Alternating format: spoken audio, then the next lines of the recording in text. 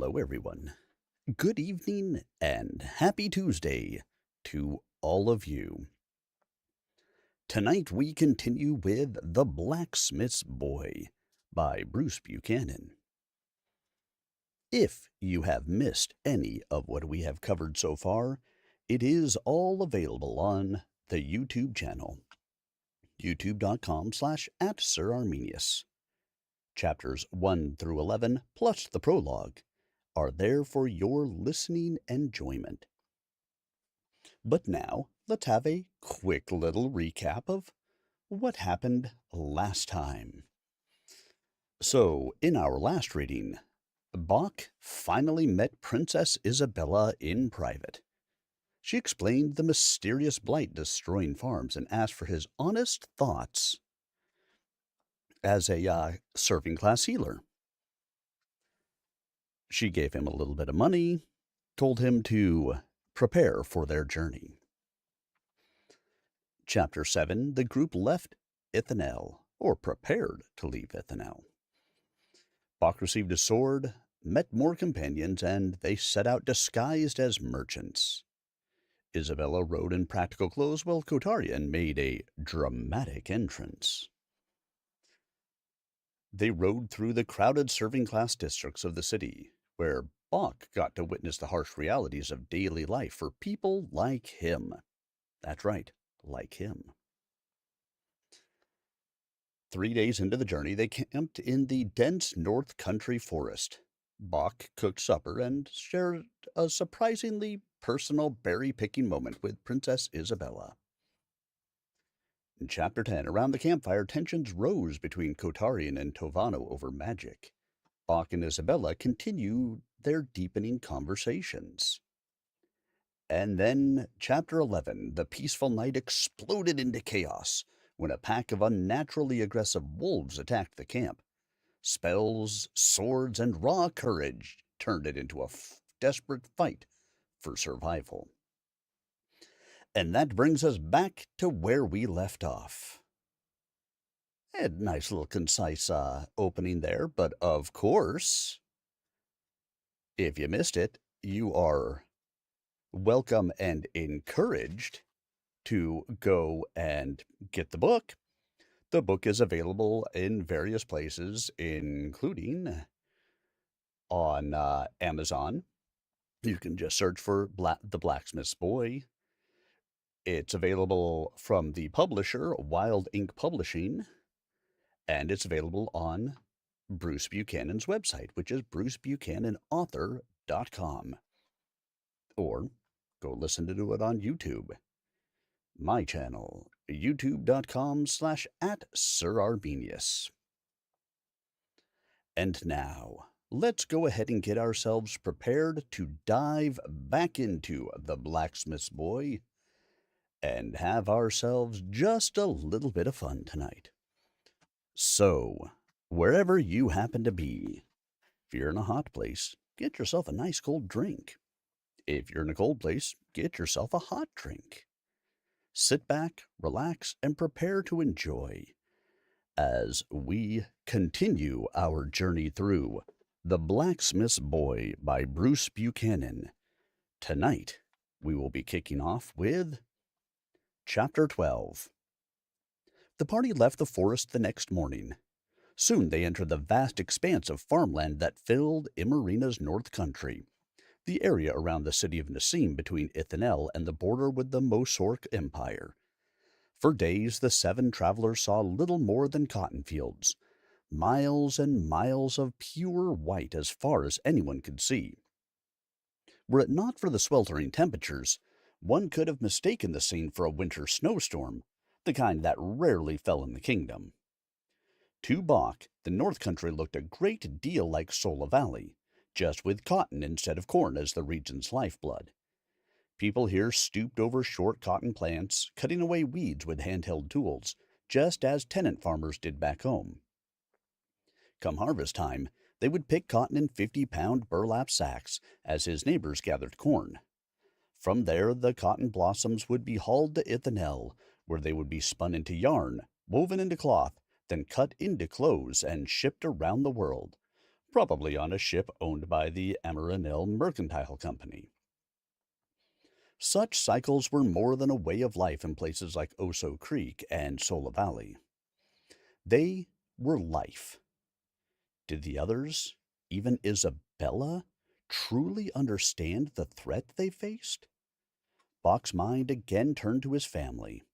Even if they weren't directly impacted by the blight, they would be in the path of any ensuing panic.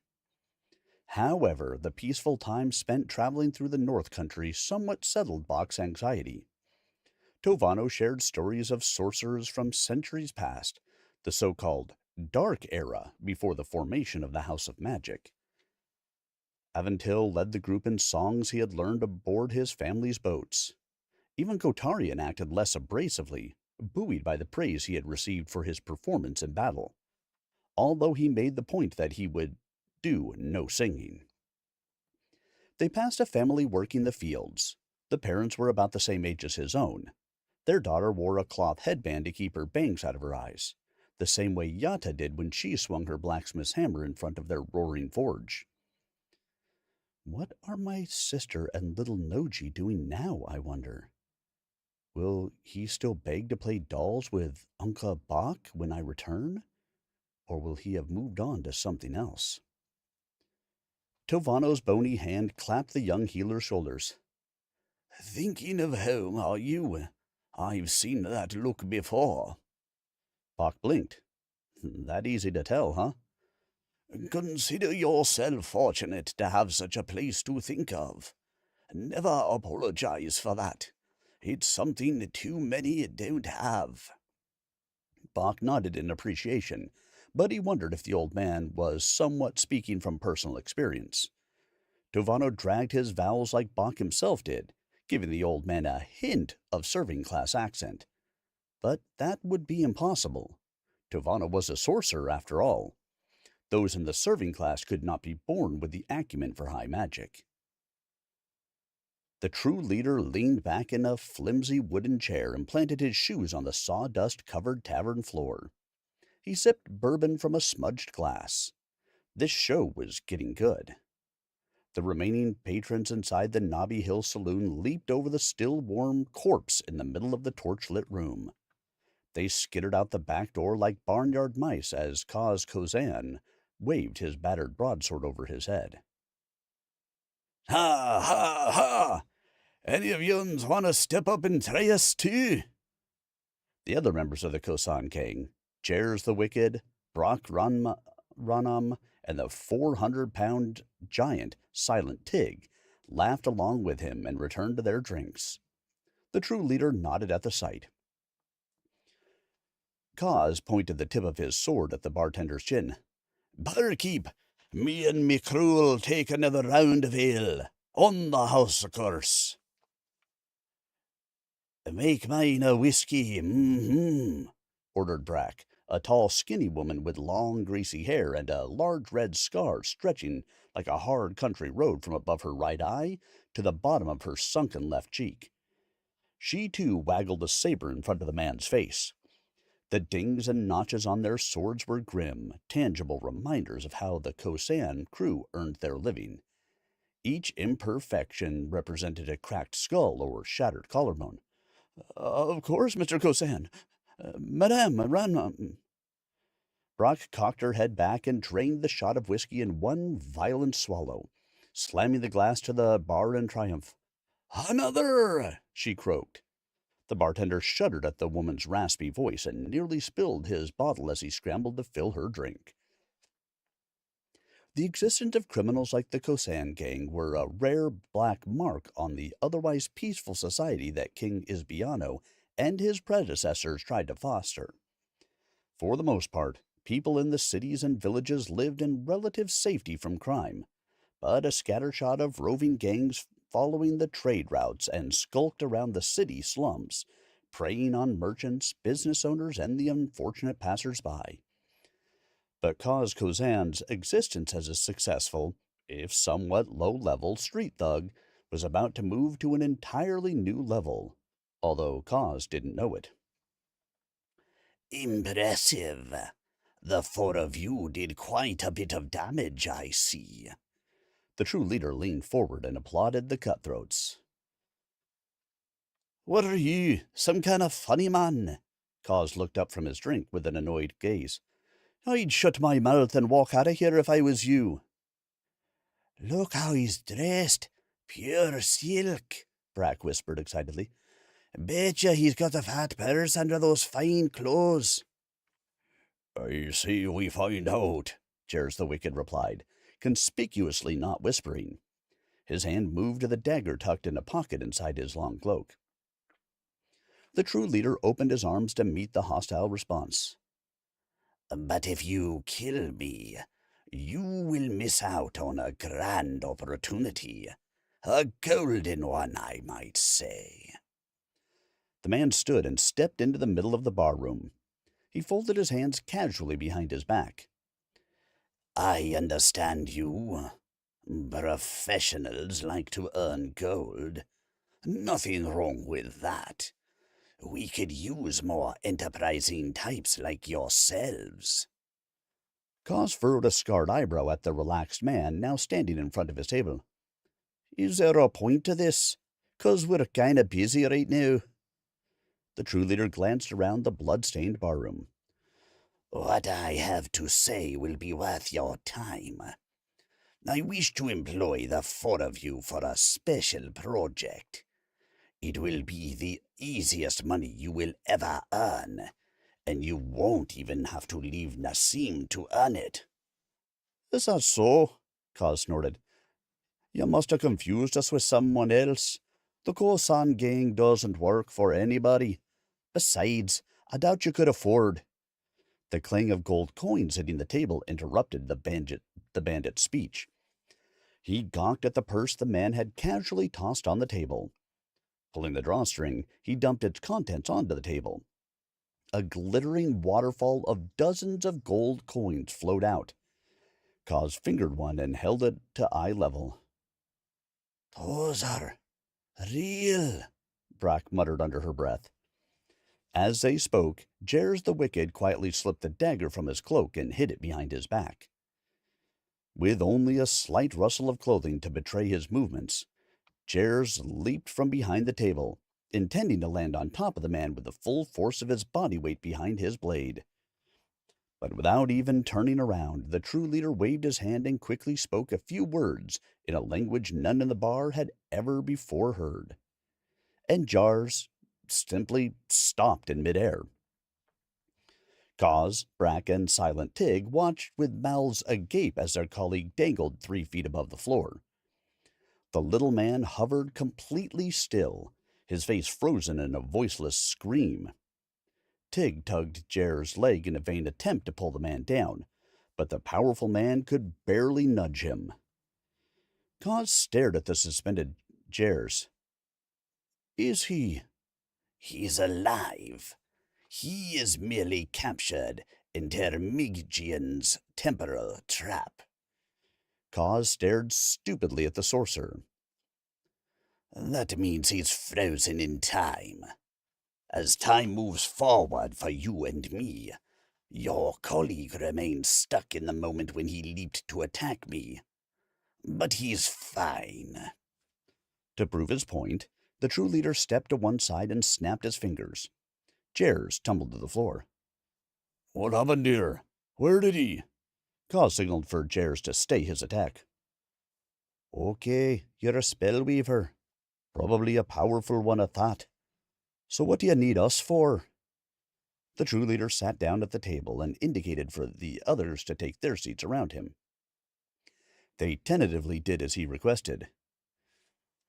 A group of merchants is heading into Nassim this evening, led by a young woman. I have had bad dealings with her family, and I need the four of you to send a message to her loved ones. A permanent message. In exchange, I'm prepared to pay you 500 gold apiece. Brack whistled and Silent Tig's eyes bulged. Such a sum would make them wealthy even by the standards of a prosperous nation like Imarina. Cos scratched his chin. Why not just kill 'em yourself? You could turn 'em into baby ducks or a pile of creamed potatoes with a wave of your hand. The man nodded. I appreciate your skepticism. The answer is simple. Discretion. I do not wish to be connected to this crime.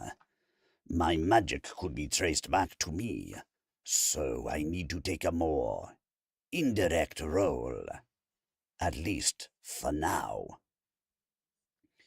And it must look like a robbery. Feel free to take anything of value you like. Be aware that this woman is traveling with 6 companions, several of whom are dangerous. But you needn't concern yourselves with them. Just the woman. Of course, you may well have to kill her associates to get to her. If so, please enjoy yourselves. Cos looked around the table at his colleagues. Yes, they nodded. They all wanted it on this job. But we get paid up front. Of course.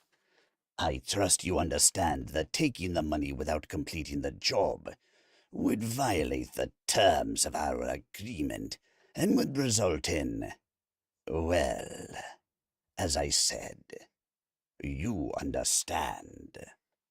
The man leaned back in his chair, hands clasped behind his head. Cos nodded, indicating he had no desire to cross such a sorcerer. There has to be more to your story. That's an awful lot of gold and a great deal of risk just to settle a score. What ain't you telling us?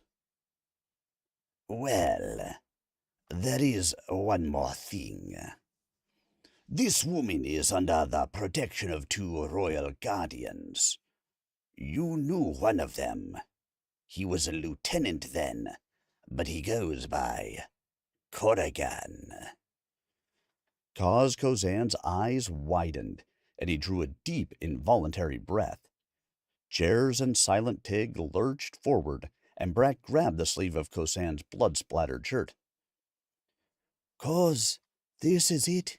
The chance we wanted for. Brack whispered around the barroom table. Chairs nodded vigorously. Aye, the chance to finally put Corrigan in the grave. Kozan continued to stare silently.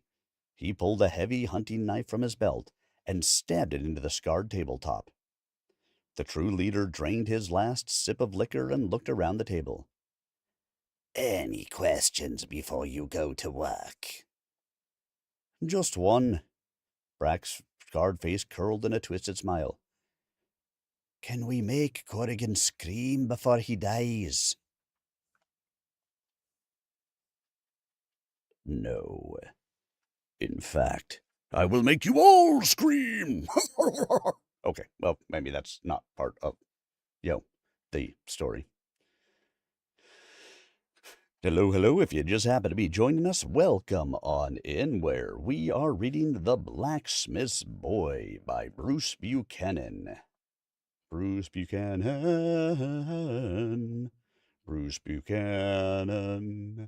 I hope you guys are enjoying.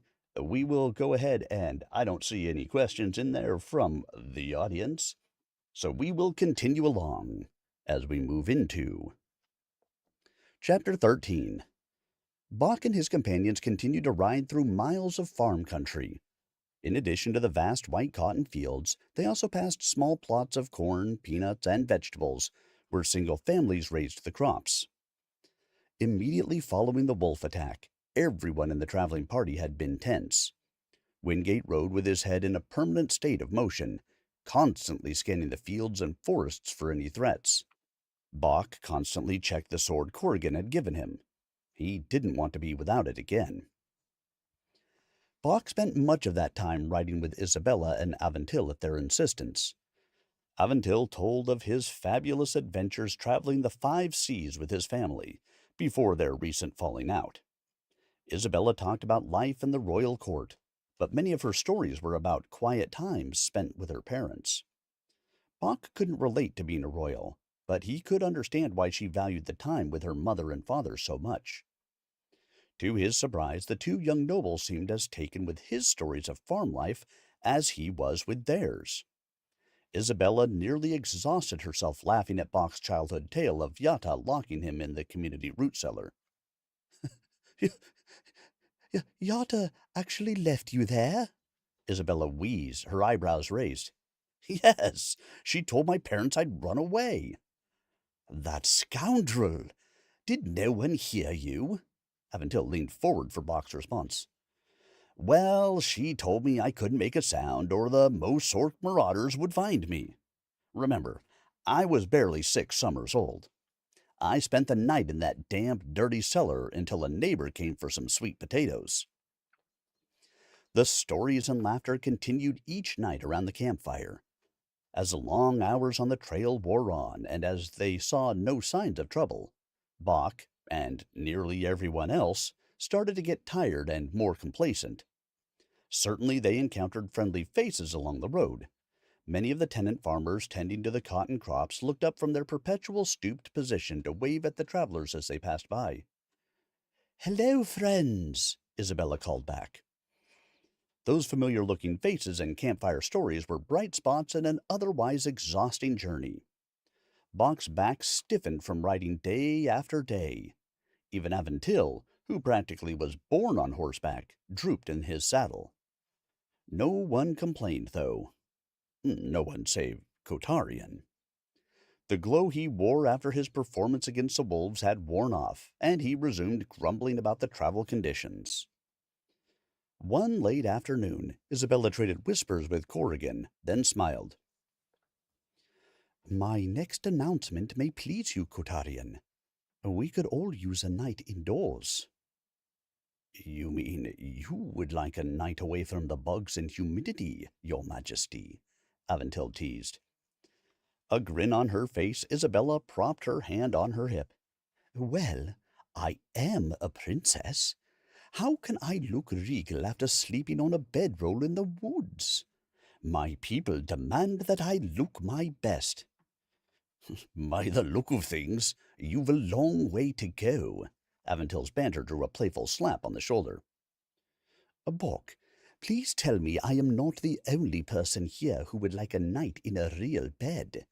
Isabella pleaded her case as if they were back in the council chambers and Bach was a member of her royal court. Bach raised his hands and joined in the laughter. I am sorry, Your Majesty. Being from the country, I'm used to camping. You are on your own here. You men, always banding together. Isabella gently poked Bach's side, too. Fine. You and Aventil can sleep in Becky's stall. The rest of us will enjoy a comfortable, bug-free night indoors. Butterflies fluttered in Bach's stomach. He held his hands over his head in mock surrender. Very well, we will stay inside, too. Their travels soon brought them to Nassim, a city that formed to support the vast cotton farming enterprises in the North Country. While Nassim would never be confused with Ithanel in terms of size or grandeur, it offered travelers a chance to rest their horses, eat a hot meal, and sleep on something more comfortable than pine straw and pebbles. Factories, workshops, and row houses dominated the center of the hard-working city. Laundry-filled clotheslines dangled over every grimy street. Black soot poured into the sky from cooking stoves and smokestacks. Nassim had its own noble class. Someone had to own those factories and workshops. Their fine homes ringed the center city. The city's wealthiest neighborhoods were a short walk from some of its poorest. Most had tall, wrought iron gates and staffed guardhouses to make sure those two worlds remained separate. The river Narthalon ran along Nassim's western boundary. The river was the city's lifeline, carrying goods made in its factories down to Ithanel and, via Ithanel's port, across the 5 seas to markets around the world. Bach found it no less intimidating than the capital city. Nassim may have been smaller and poorer, but it still crackled with activity. Too much for a young man who had never left Sola Valley. Still, Bach figured he should soak up the experience while he could, before the true work began when they got to Oso Creek. Dun dun dun. All right, everyone. Questions, comments, concerns, anything that you'd like to know more about? Anything that I might be able to answer for you?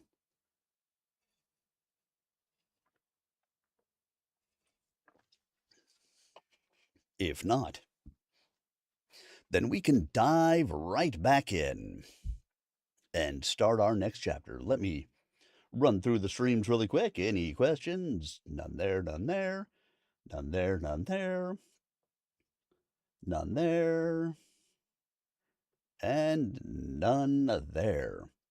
Well, it looks like you guys are just all entertained today. As it should be. So shall it be written. So shall it be done. So let's go ahead and continue along with Chapter 14. The Raybun Inn in southeast Nassim was a basic, nondescript hostel. Every town of any size in Imarina had at least one, and the Raybun was one of a half-dozen in Nassim. It sat well off the main thoroughfares through the city, something Corrigan noted would help them slip through the city unnoticed. The Raybun sported a simple layout. To the left and right were symmetrical two-story wings. Both contained 8 identical rooms, 4 upstairs, 4 down, with an open staircase at the entrance to each wing. The center of the inn housed the tavern and kitchen.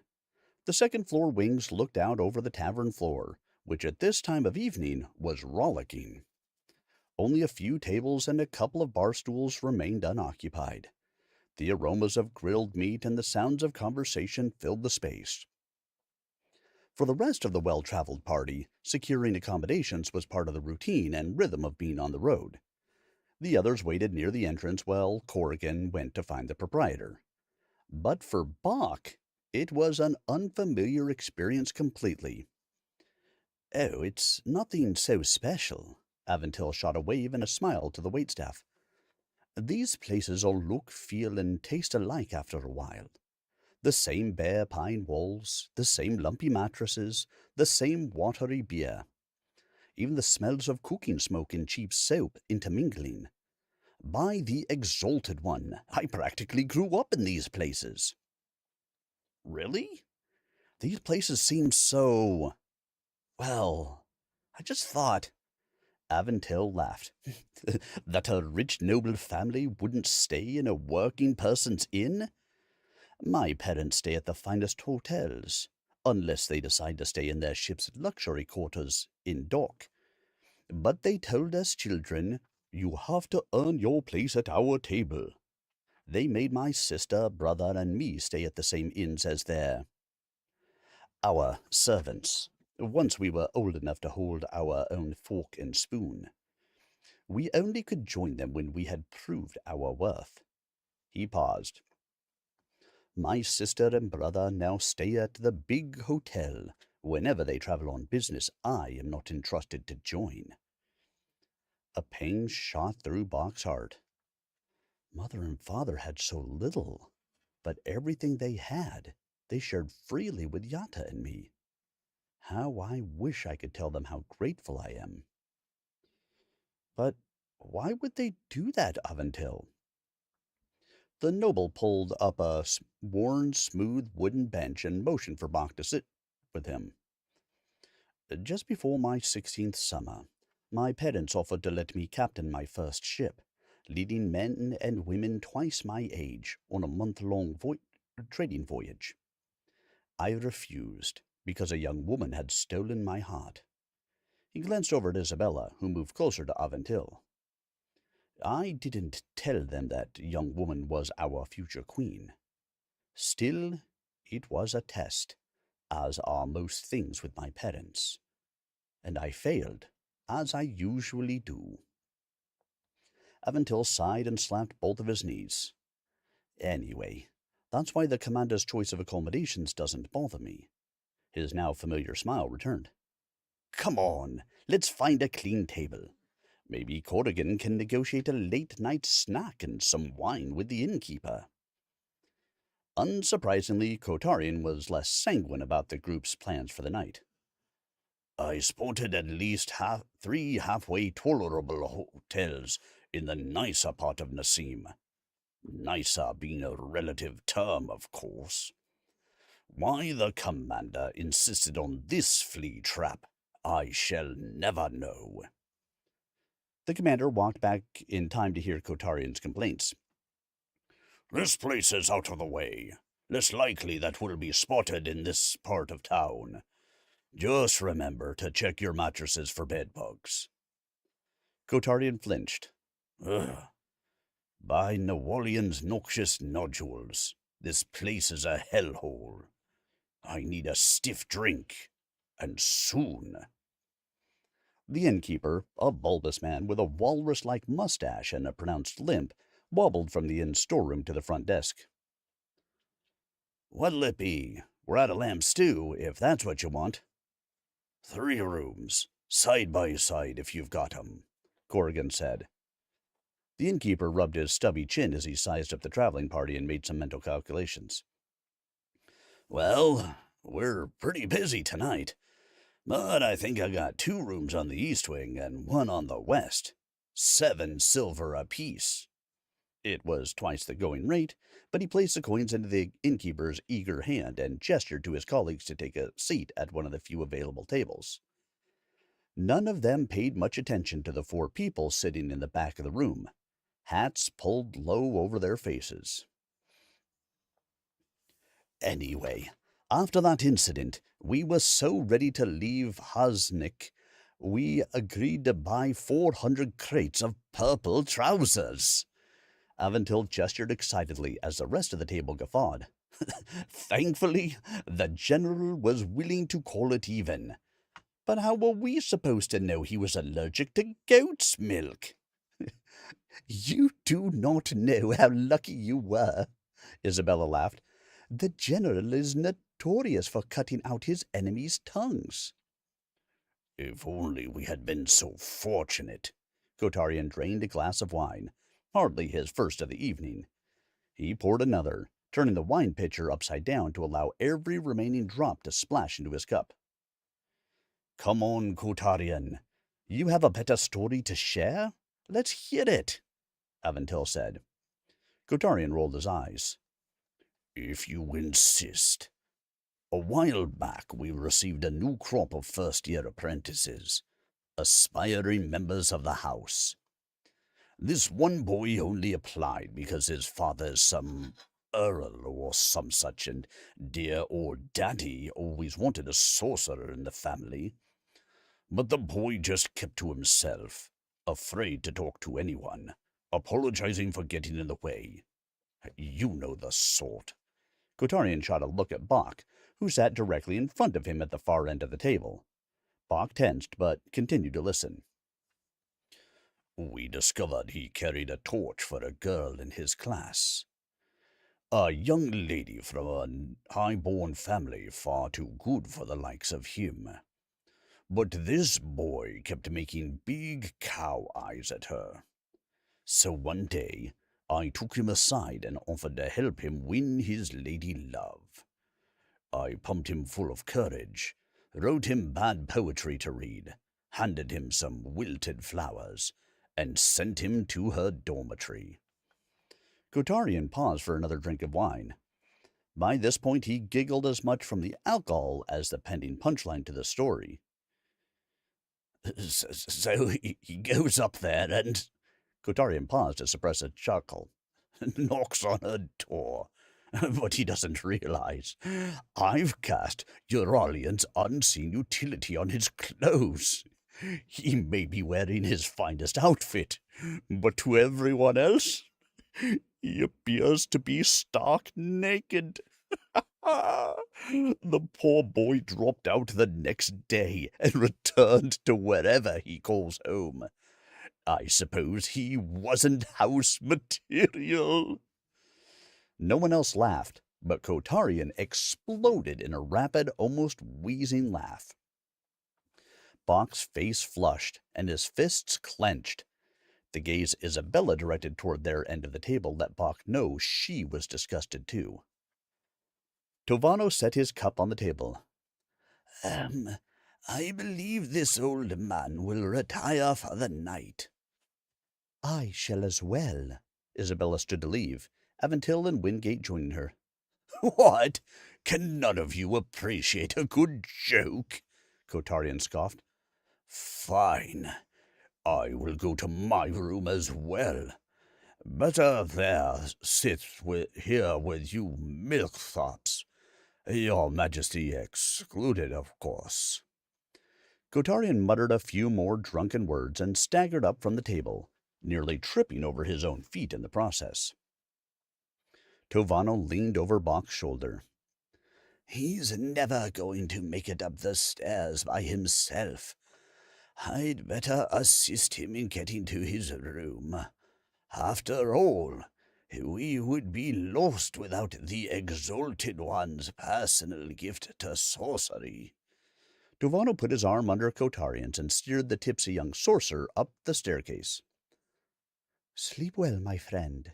Isabella gave Bach a quick hug. Her jasmine-scented perfume electrified his nostrils, making his pulse jump. She and her entourage climbed the steps, leaving Bach alone at the table with his thoughts. Has it just been a few days? I feel like I've known these friends for years, but I have neglected to think of my family as much as I should. How I wish they were here, including Yata, even if that meant taking a punch to the shoulder. And then there's the princess. It's all just fantasy, of course. Romances between different classes are frowned upon, and she loves Aventil. I'd never try to come between them.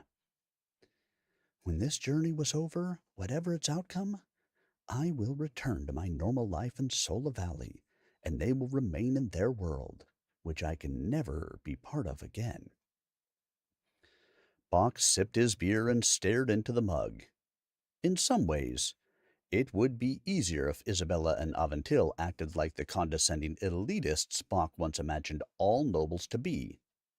But losing those friendships, after having experienced their warmth, would be heartbreaking. Bach drained the last of his drink, then collected his friends' mugs and returned them to the bartender. Might as well do a small kindness for a stranger before turning... Aye! Aventil!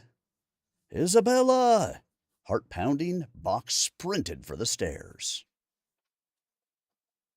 Uh-oh. All right, guys, what do you think is happening? If you've been here for a little bit, you might have an idea. But if you haven't been, then you may not know. The exalted leader, or whatever the hell he calls himself, has hired people to murder most foul. And we may just see that happening. Well, they're going to try. We'll find out what happens. Let's check really quick. Any comments? Any questions? Anything anyone wants to say? No. No, I don't believe there is. Oh, how very sad. There are no comments from anyone. Just hear me by myself reading to all of you. It is okay. I am fine. Because we will start Chapter 15. That night, two young women entered the side door at the Maketi Glass Foundry in Nassim. The pair wore leather aprons and padded gloves in addition to their thick canvas pants and long-sleeved shirts.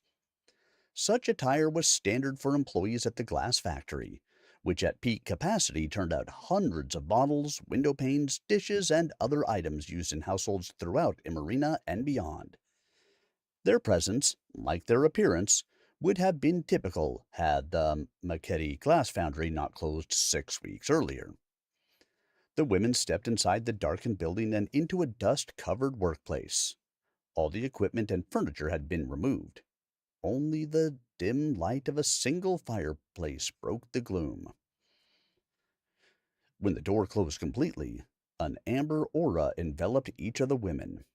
They emerged from its glow wearing black jackets over unadorned red attire, dark hoods covering their faces. They stepped to the far end of the long foundry floor, where 2 dozen similarly dressed women and men formed a circle around the gleaming black fire pit. The two newcomers took their places in the circle, neither speaking nor being spoken to. Moments later, the true leader emerged from the shadows and stepped into the center of the circle. The others knelt at his appearance. No one dared move. Rise, my acolytes. We have much to celebrate. As one, they did as he commanded. But first, an update. Eladrian, what is the latest from Osa Valley? The young woman bowed her head. I have excellent news, true leader. The blight is spreading. Peasants flee Orso Creek, spreading rumors of calamity from Nassim to Ithanel. The true leader smiled. Word spreads quickly among the serving class. Farmers chatter in the fields. Servants gossip in the kitchens. It won't be long until every community in Imarina wonders if their family will be next. He faced the woman who had been with him in Oso Creek. Eladrian, you serve our cause well. What of our second front? Nuragian, the other acolyte who had helped destroy the Yuled farm, spoke up. Good news from there as well, true leader. We kindled a second blight across the border into Mosork territory. Panic is settling in among their people as well. Yes, they will undoubtedly blame Imarina for the incursion, just as Imarina will blame the Mosork warlords. The light of the fire pit behind the true leader cast an eerie halo around his head.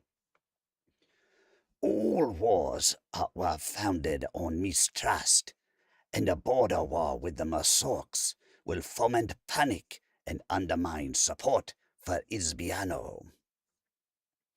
Eladrian asked, What of the princess and her band of followers? They turned back our enthralled wolves and have reached Nassim. I have that under control, the true leader boomed, causing Eladrian to flinch.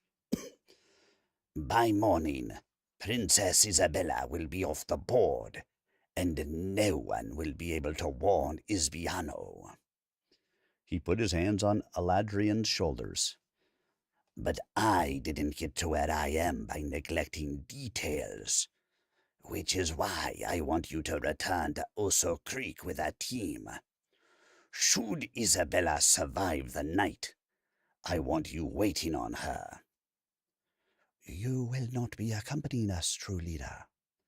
No, Eladrian. I must stay here and continue preparing for the assault on Ithanel. But I trust you are more than up for the job, on the chance that it is necessary. Consider that traitor as good as dead, Eladrian cackled. Duronian, a third acolyte, raised a trembling hand. But, true leader, wouldn't such a direct attack on a royal party reveal our existence to the House of Magic? Yes, and that would necessitate accelerating our plans, which is not ideal. The true leader paced around the circle, the heels of his boots clicking against the foundry's brick floor. But the princess cannot be allowed to take the secrets of the Blight back to Ithanel, as remote as the possibility may be. There is no other course. Isabella Inishari must die.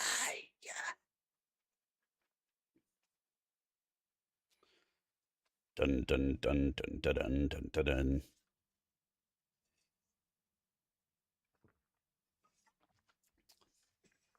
Short chapter. Let us just go ahead and continue on. Chapter 16. After seeing that Tavano got Kotarian safely to bed in their rooms at the far end of the hall, Isabella and Aventil went to their room at the opposite end. The walls and floor were simple planks of unvarnished knotty pine, forming a 20-foot by 20-foot box that smelled like resin in the summer heat, provided smoke wasn't pouring in through the window from the cooking fires below. The furniture, a bed, dresser, and small bedside table, were unadorned pieces held together by wooden pegs and sanded down to a reasonably smooth finish. A faded patchwork quilt and cotton sheets covered the straw-stuffed bed, topped by two pillows as flat and plain as a cake of boxed griddle bread. It was a far cry from Isabella's room back at the royal palace. But by this point in the journey, though, she would consider battering her crown for a hot bath, a mug of chilled wine, and a halfway comfortable bed. Ah! She opened her arms upon entering the room, as if to embrace the oversized crate. All I want is to get clean and sleep for a month. I'll go along with that, but I hope you'll add one more thing to the list, preferably between bathing and sleeping. I'm not sure I can last a month, Aventil muttered under his breath, where only Isabella could hear him. Shh! She put her finger to her lips, barely able to contain her laughter. I'll be outside the door if you need me. Wingate left the room. If he heard Aventil's remark, he was too discreet to show it. Aventil laughed with Isabella. Once the door was safely closed, he whispered, Need his help? I sure hope not. I think I remember what to do. Isabella squealed and stroked her lover's arm. Aventil, you are awful. I know, and that's why you love me. He grabbed her around the waist and pulled her into a kiss. She gave in, but only momentarily. The hot bath left for her by the inn staff was too tempting after a week on the road. I do love you, but right now, I think I'd love a bath even more. Besides, I will be more appealing once I am clean. I can't imagine you somehow being more appealing, Isabella. Well, there is something to be said for building the anticipation. She threw her hat on the bed. But I will be back, I swear. Now, turn around, and no peeking. Promise? You don't make it easy, but I promise, my sweet. He flopped on the soft cotton mattress and exhaled a soft sigh. Forget high magic. This is true sorcery. Isabella closed her eyes and leaned her head back against the wooden edge of the tub. The grime slipped off her skin and into the pleasantly warm water, along with her stress. Kotarian is a handful, but he is every bit the talented sorcerer he claims to be. And Bach is so kind and loyal. I still make him nervous, though. Is that solely because I am his princess? Or is more on his mind? I hope not. Surely he realizes my heart belongs to Aventil. The team is performing well, but I cannot shake the thought that the wolf attack was no coincidence. There are secrets in Imarina, as I am well aware. Perhaps someone doesn't want us to... Whomp! A muffled thud broke her concentration. Aventil, are you okay? Isabella jumped out of the tub and quickly threw on her nightgown. She opened the door back into their bedroom to see Aventil holding his sword, surrounded by 3 armed assailants.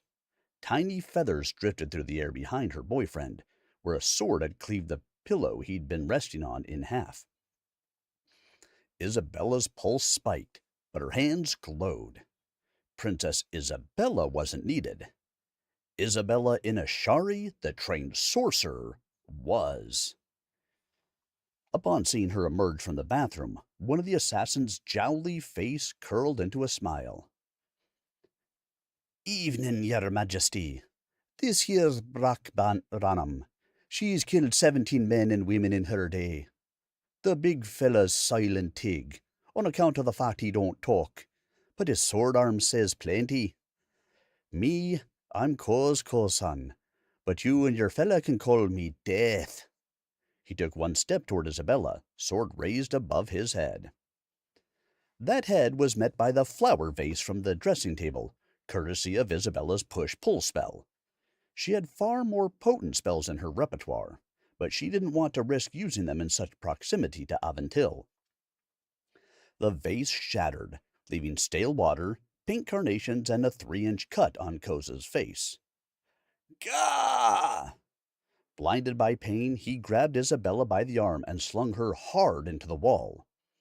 Kaz then grabbed his wounded head and looked at the blood left behind on his hand.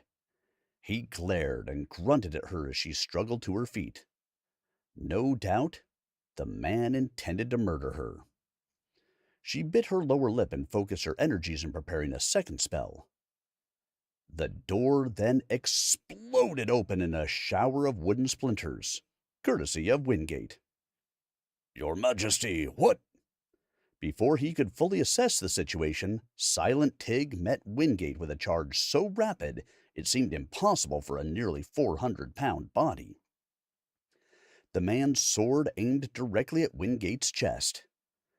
But Wingate caught the man's sword arm. Barely. Any other member of the group would have been cut in half, but Wingate's power was such that he was able to stop the killing blow. Still, the momentum of the tackle sent both men tumbling into the narrow corridor outside the upstairs room.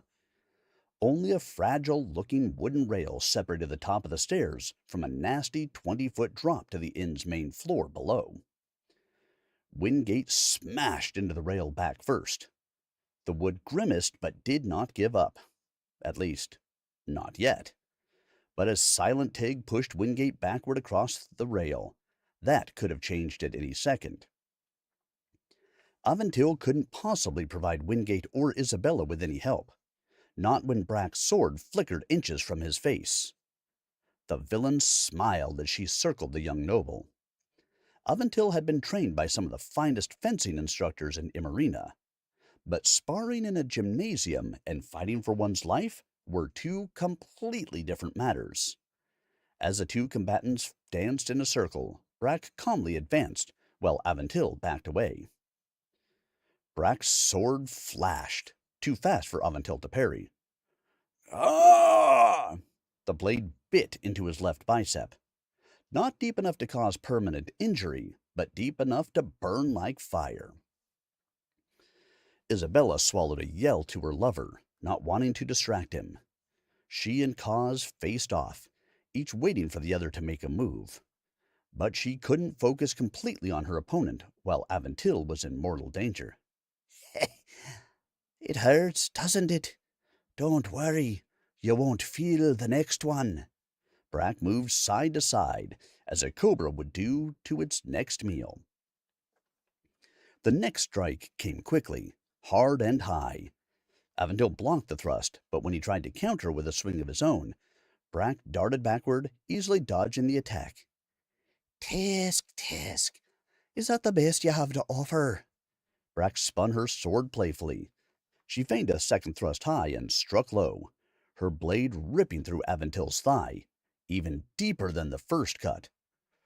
Ah! Aventil yelled in agony. Isabella knew he couldn't take many more blows like that one. The assassin was a far superior swordswoman. Aventil could never beat Brack in a single, straight-up duel.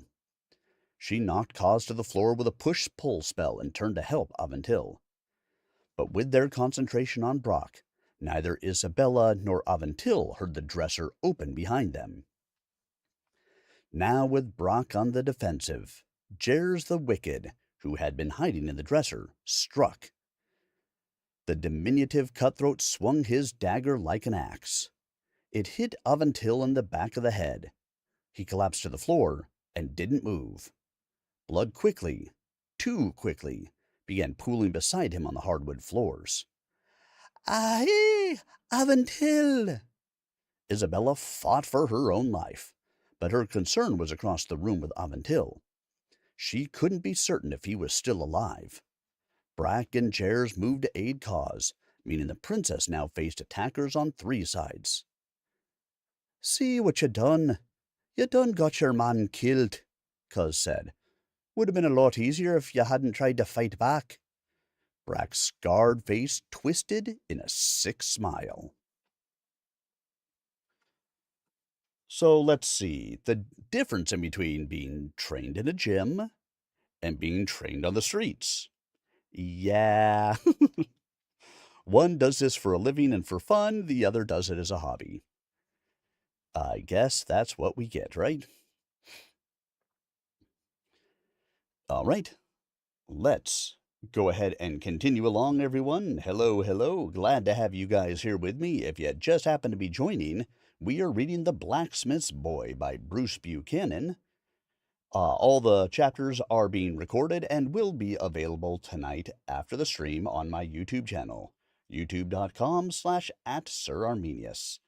So if you find that you are enjoying it, you can stop out there to pick up or listen to the story, or you can always go out to Amazon. The book is available on Amazon. The ebook is available from the publisher, wildinkpublishing.com, or you can go to the author's website, brucebuchananauthor.com. Or, again, all the previous chapters are already up on the YouTube channel, and tonight's chapters will be posted there after the stream tonight. Again, youtube.com/@SirArminius. And now, Chapter 17. Bach sprinted up the stairs 2 at a time. Still, he couldn't get to Isabella's room fast enough. On the landing outside her room, Wingate wrestled over a dagger with the largest man Bach had ever seen. If anyone can take care of himself in a fight, it's Wingate. I have to get to Isabella and Avontil. He raced through the shattered door. 3 dirty, tough-looking rogues circled the princess with blades drawn. Isabella backed against the far wall as the men closed in from all sides, her hands glowing with eldritch energy as she prepared to defend herself. Avontil laid on the floor by the foot of the bed, bleeding badly and possibly dead. A surge of nausea hit Bach's stomach. No, please be okay, my friend. That fear quickly transformed into desperation, and desperation into action. "Get back, you devils!" Bach swung his sword wildly. He never had wielded a sword before, much less used one in a fight, but he was determined to protect Isabella and Avontil. The unorthodox nature and untrained ferocity of his attack took cause by surprise. Bach's blows didn't strike the assassin, but they came close. The bloodied cause retreated to the open window to the right of the door, away from Isabella. Corrigan entered the room as well. "The Cosan gang. Thought I was done with you 10 summers ago." Brack turned to him and smiled. Our old friend Corrigan. Still the noble's lapdog, I see. Corrigan, as skilled with the blade as Bach, was inept, paired off with Brack. She lunged at Corrigan, but the veteran deftly dodged his attacker's thrust. He struck low, toward Brack's calf, but Brack's sword flashed with remarkable quickness and parried Corrigan's blow. And before Corrigan could counter, Brack's sword swung back up, cutting the guardian deeply across the right shoulder and even grazing his cheek. Ho ho! You're good, old man, but I bet you aren't as good as you used to be, are ya? Corrigan steeled himself for the next exchange. "Perhaps not, but I'm still good enough to handle the likes of you, assassin." Brack was taller than Corrigan, giving her a reach advantage. She struck. Once again he defended the blow, but in turn, Brack quickly followed up with a strike that met its target, cutting Corrigan across the shoulder a second time. He stepped back, His shoulder dripped blood on the wooden floor at an alarming pace. Corrigan's wounded sword arm dropped to his side. Sensing weakness, Brack put her full weight into a roundhouse swing at Corrigan's neck, looking to separate the Guardian's head from his shoulders.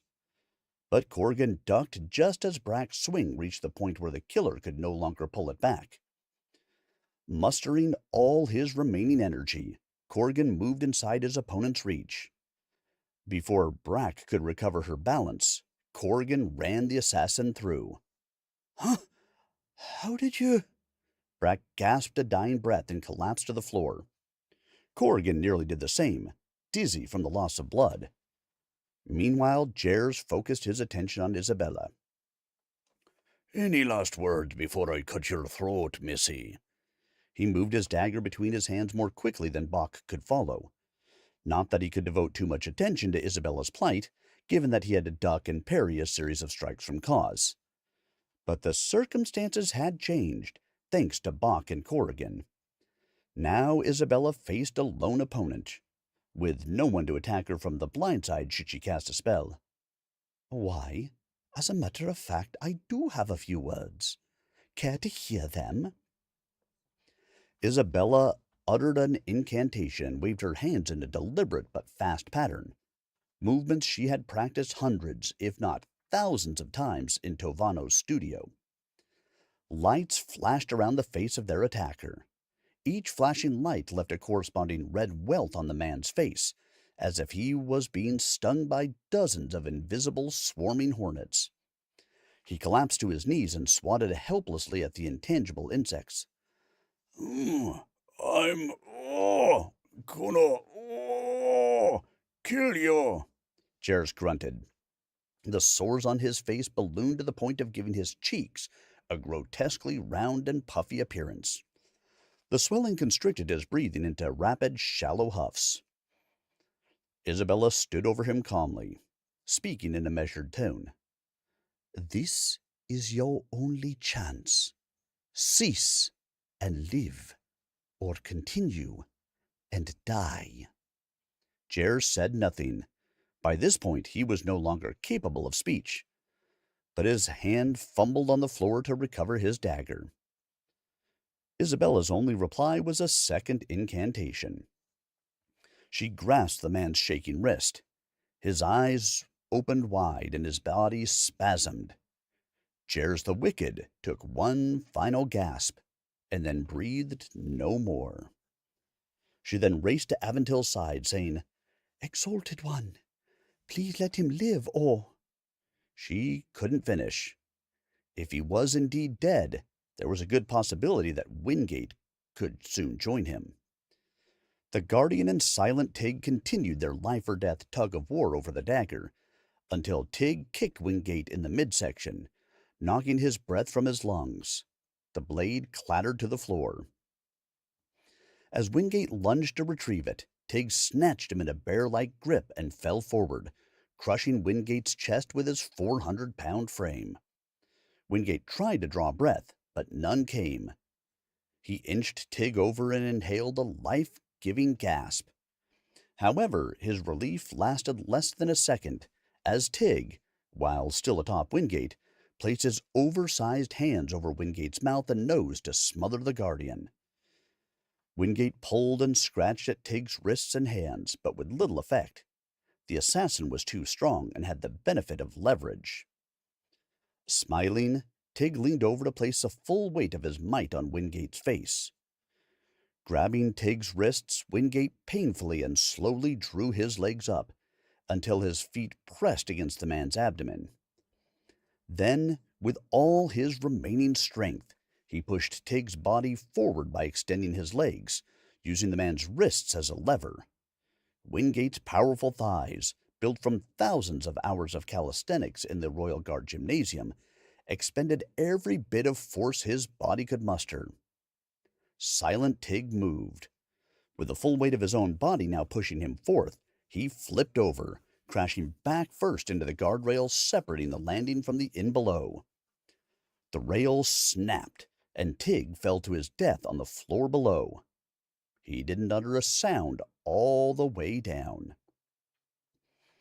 As Wingate battled fiercely against Silent Tig, Bach's attacker regrouped.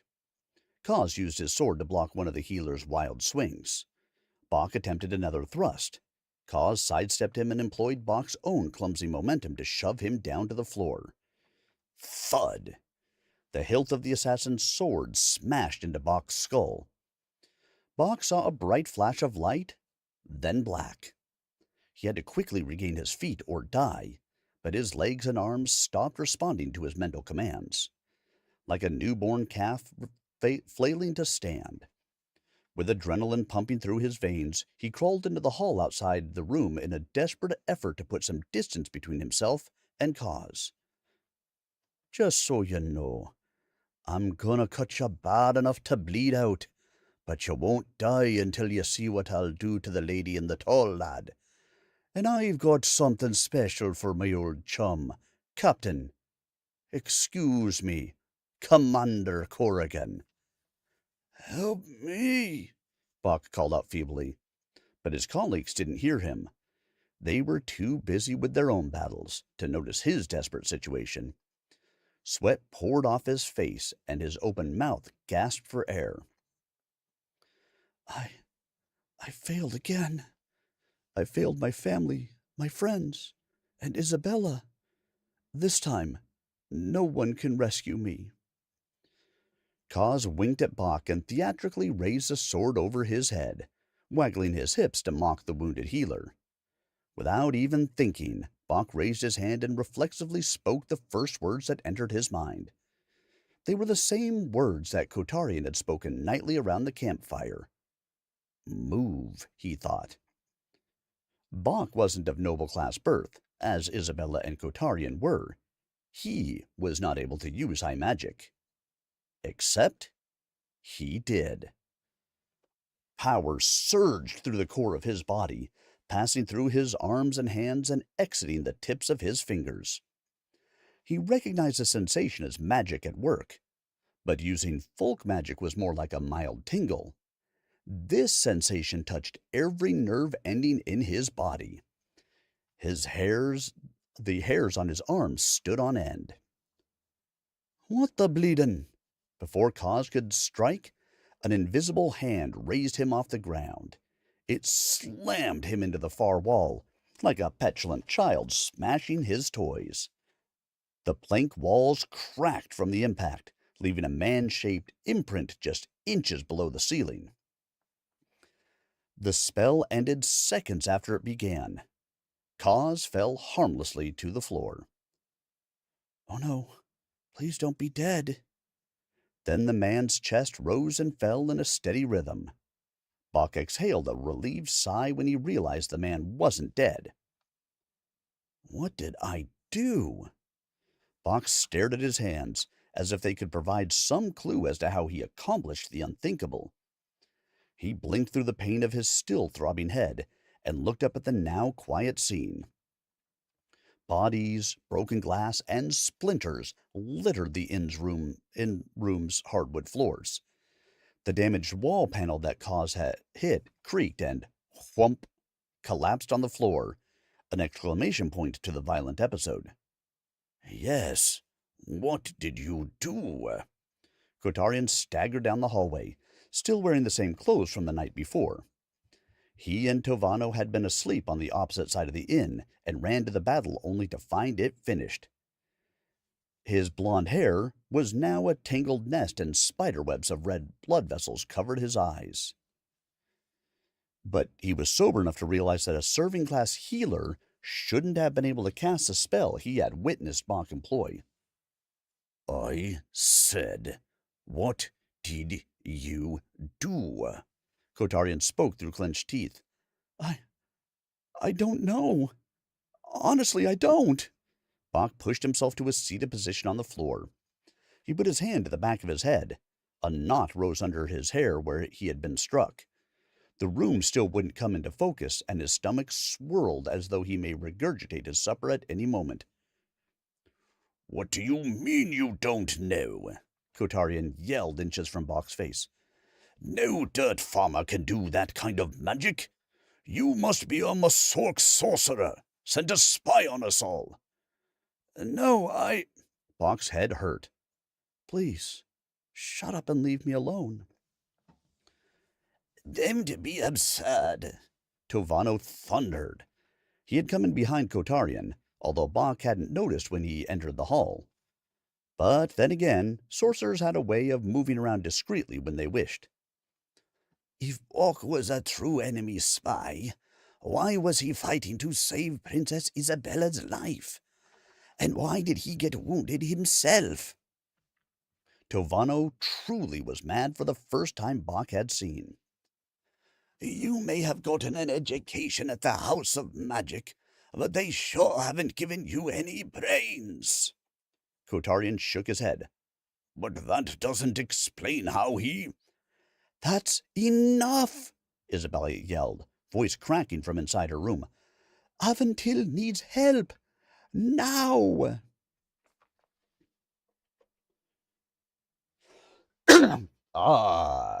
So... A slight suspicion of mine has come true. I had a feeling that magic users might be magic users, whether they are serving class or whether they are noble-born.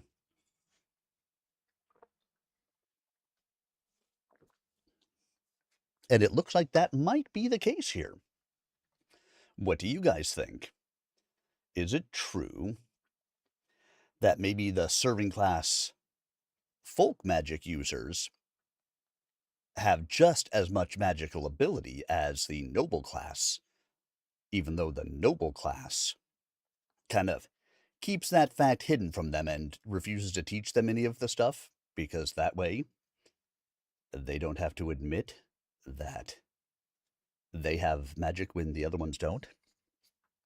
I guess we'll have to continue to read to find out, won't we? I think we got one more chapter in us tonight, so let's jump into Chapter 18. Isabella was right, of course. Bach's head felt like his sister had used it as an anvil, but he shoved aside the pain, bowled past Kotarian, and forced his head clear. He knelt over his injured friend, whose head rested on Isabella's lap. His blood quickly stained her white robe. Be easy, my love. Don't try to move. Help is here. To Bach's surprise, Aventil started to regain consciousness. A good sign, although he remained delirious and weak. What worried Bach now was the nasty gash on the back of his friend's scalp. Bach touched Aventil's head with his fingertips. The blow hadn't fractured Aventil's skull, but it had cut him badly. If Bach didn't act quickly, Aventil would bleed to death. Bach carefully lifted Aventil's head and placed it on a pillow as Isabella held his hand. Easy. You've taken a pretty good knock, my friend. Just stay still. He dug around his healer's bag as the noble groaned. Bach pressed a clean white rag hard against Aventil's wound to staunch the bleeding. He then rubbed some white powder on the cut to further slow the flow of blood. Ow! Aventil cried. So you are in there. Bach quickly swapped out a clean cloth to cover the wound. If you can feel pain, that's a good sign. And you're about to get more good signs than you ever imagined. Removing a needle and a spool of thick thread from his bag, Bach sewed up the cut. Aventil winced with each new stitch. Ah, that really hurts, he yelled with all the force in his lungs, which wasn't much after the severe beating he had received. But the bleeding stopped, and Bach was able to stitch up Aventil's other wounds. Aventil tried to sit up, but Isabella stopped him and gently put his head back in her lap. Shh. Rest easy, my love. She stroked the hair from his face as Bach finished treating the wound on his arm.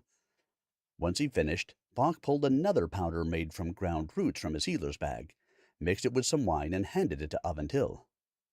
Ugh, this smells awful.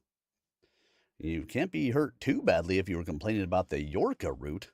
Back home, we string it up around the fields to keep the rabbits from eating our vegetables. They hate the smell that much. But you need to drink it. It'll take the sting out of that headache and help you get some rest. Aventil gulped down the thick brown potion with a grimace. When he came to Corrigan, Bach could see the older man's legs trembling, even as his facial expression remained unchanged. Bach pulled aside the man's bloody shirt and almost gasped. Brett's sword had slashed deeply and left ragged, uneven wounds in Corrigan's shoulder. It would take more than a bit of knitting powder and some thread to repair these cuts. He needed to try his most powerful healing spells, the ones Winnie taught him and that he had yet to completely master.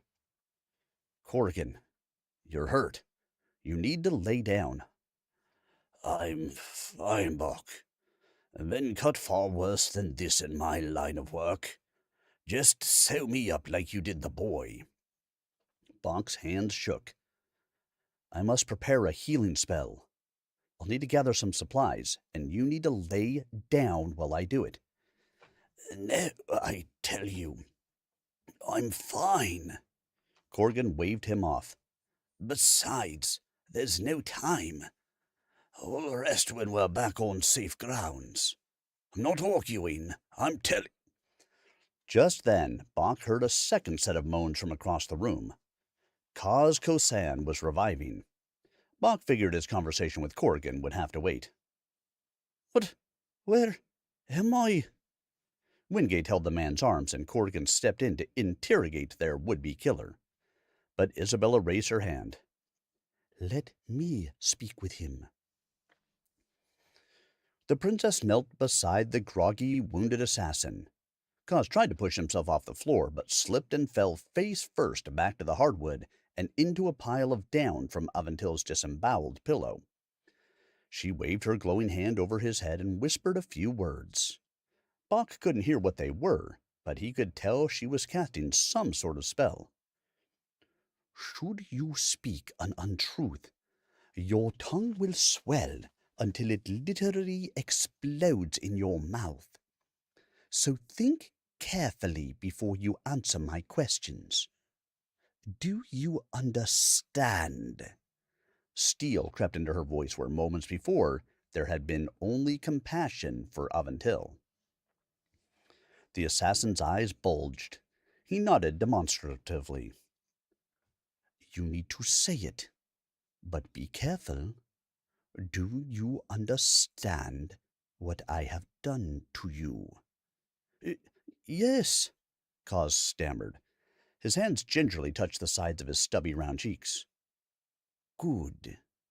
Now why did you attack us? We was hired to kill ya, ma'am.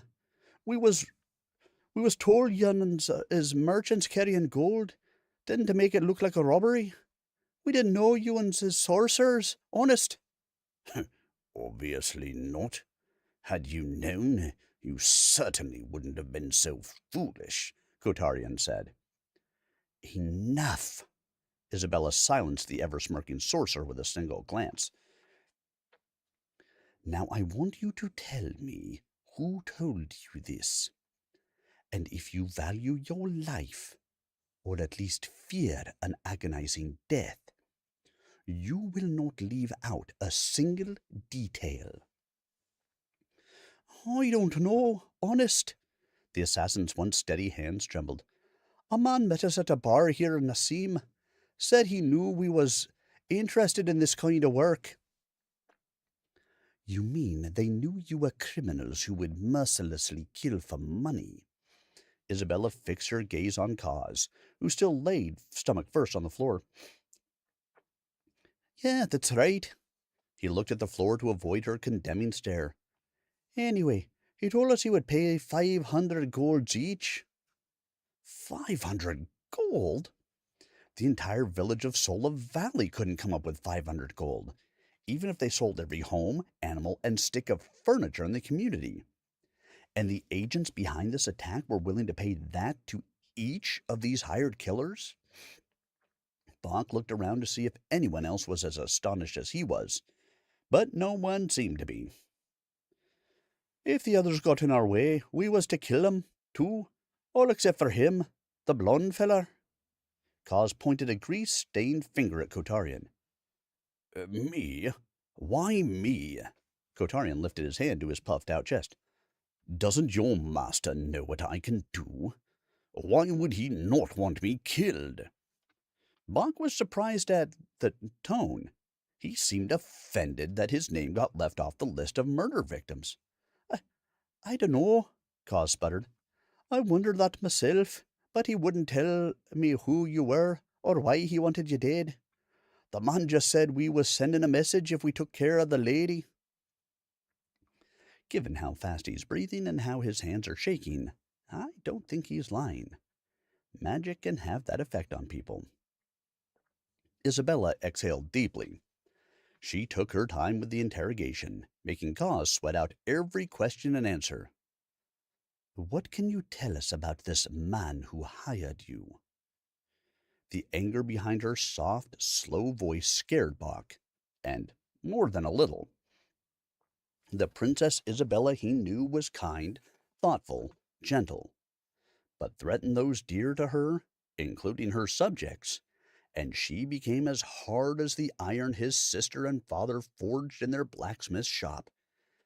Even though the assassins had tried to kill them, Bach couldn't help but feel a touch sorry for the man begging for his life before him. "Honest, I can't tell you nothing about him." The princess leaned over until she was merely inches away from the assassin. "You met him at a bar. Surely you remember what he looked like, what he wore, whether he had any sort of accent that might identify his country of origin."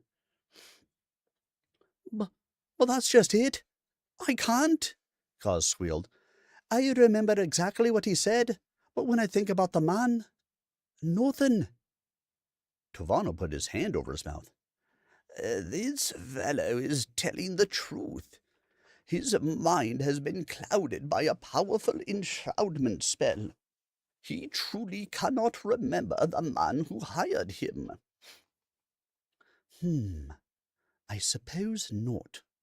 Isabella stood, but continued to watch the assassin, who dared not move off the floor. Behind them, heavy footsteps, accompanied by even heavier breathing, lumbered up the stairs. "What's the meaning of this? What have you done to my inn?" the innkeeper panted. "They come and get me out of bed. Say, it sounds like a riot is taking place in this room. And from the look of things, they are right." Isabella reached into an embroidered silk purse and pulled out a handful of coins. "Sir, we simply wish to enjoy a delicious meal and a good night's sleep at your fine establishment. Then, with neither warning nor provocation, these 4 cutthroats broke into our room and tried to rob us." She handed the coins to the innkeeper. His expression immediately changed from angry to astonished. "Here are 5 gold. This should cover any damages as well as compensate you for your troubles." Isabella then pointed to Cos, still on the floor. "Please contact the local constables and have him arrested. He will confess to his crimes. My friends and I will leave your inn immediately and spare you any further aggravation." Isabella motioned to Bach and Wingate, who carefully put Aventil's arms over their own shoulders to carry the injured nobleman out of the inn. The innkeeper pinched, scratched, and bit the coins to discover that, yes, they were truly gold. "But how am I supposed to keep him here until the constables arrive?" "Do not worry. He will not give you any trouble." "If you say so, miss." The innkeeper looked askance at the assassin, who remained perfectly still on the floor, as if his life depended on it, because, as far as Bach was concerned, it did. Isabella walked out of the disheveled room behind Bach, Aventil, and Wingate. Bach turned to Isabella. "Believe me, I will care for him like he was my own family." "I know you will, Bach. That was never in doubt. It is just... I knew this journey could prove dangerous. But coming so close to losing Aventil, to losing you all, that was more than I was prepared to handle." Bach understood. I feel the same way, Your Majesty, and I'm going to do everything I can to make sure neither of us feels that way again. All right, ladies and gentlemen, boys and girls, children of all ages, I hope you would have enjoyed this reading from The Blacksmith's Boy by Bruce Buchanan, read for you by Tim Maloney. Tim Maloney bringing the written word to life, professional narrator, live reader. I don't know why I'm still in the accent, because why not, I guess. Once again, all of the chapters from tonight, as well as all the chapters previous to tonight, have all been recorded and will be available on my YouTube channel. youtube.com/@SirArminius. They will be there probably later tonight, but give it till tomorrow morning just in case. Thank you all for coming along to join me this evening. I hope you have enjoyed this reading of The Blacksmith's Boy by Bruce Buchanan. I will be back again Saturday for more readings of the book. And until then, if you are interested, you can pick up the book on Amazon. You can get an ebook directly from the publisher. The ebook is cheaper at the publisher. wildinkpublishing.com, or you can go to the author's site, brucebuchananauthor.com. Thank you to all of you. The greatest gift that you can give me is a gift of your time, and I appreciate that you guys all gave me the gift of yours this evening, whether it was for 5 minutes or the whole hour and a half. Thank you so much for being here. I really do appreciate it. If you have not already, please consider stopping by the YouTube channel to like, comment, subscribe. Subscribe, it's free. Costs nothing. Like any of the videos, comment on any of the videos. All of it helps the algorithm to get the videos out to more people so they can enjoy this work by Bruce Buchanan as well. Once again, I will be back on Saturday where we will pick up on Chapter 19 of The Blacksmith's Boy and continue on from there until we're done for that evening. I don't think we'll be done overall. Have a great evening, everyone. A wonderful week ahead, and I hope to see you guys all again really soon. Good night, everyone.